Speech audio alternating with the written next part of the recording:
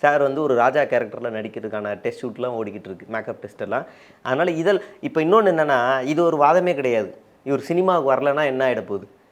ஏன் இப்போ சினிமாவில் நடிச்சுக்கிட்டே அரசியல் இல்லாதவங்க நிறைய பேர் இல்லையா? ஓஜின்னு ஒரு அற்புதமான படம் வந்துச்சு, பவன் கல்யாண். நல்ல படங்க. அந்த அந்த மாதிரி நடிக்கலாம், ஓடிச்சு. டெபுட்டி சிஎம்மாக இருந்து கூட நடிக்கலாம், ஒன்றும் பிரச்சனையே இல்லை. அப்போ அது ஒரு பெரிய தியாகம்லாம் கிடையாது.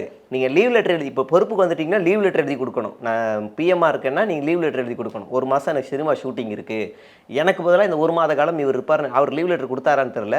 பிஎம்மாக இருந்தாலும் லீவ் லெட்டர் கொடுக்கணும். தேர்தல் பிரச்சாரத்துக்கு போனால் கூட லீவ் லெட்டர் கொடுக்கணும். ஆனால் அவங்க கொடுத்தாங்களா என்னன்னு தெரில. பட் ஆனால் ஓஜிலாம் பண்ணார்ல, இப்போ இவரும் பண்ணலாம், பிஜின்னு பண்ணலாம், ஏதாவது ஒன்று பண்ணலாம் தாராளமாக. என்ன வேணாலும் பண்ணாங்க, அது ஒரு வாதமே இல்லை, அது ஒரு தியாகம் கிடையாது. தியாகம்னா என்ன தெரியுமா? மக்களுக்காக போராடி சிறைக்கு போகிறது, இல்லை ஆனால் மக்களோட மக்களை நிற்கிறது. நர்சிங் போராட்டம் போகும்போது ஒரு ஏஜென்ட்டாக 2 பேரும் அனுப்புறது இல்லை.